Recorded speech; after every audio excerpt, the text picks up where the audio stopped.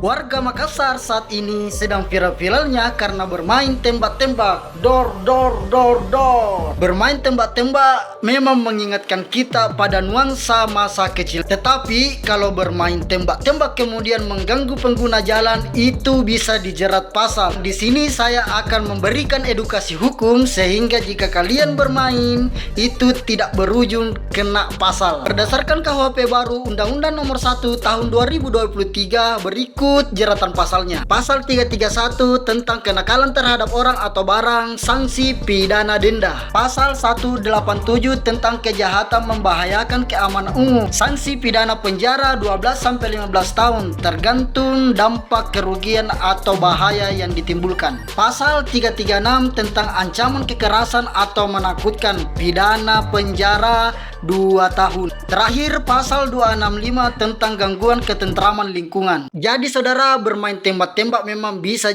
tapi perhatikan resikonya. Setidaknya cari lapangan atau tanah kosong. Jadi jangan bermain di jalan karena bisa itu dijerat pasal.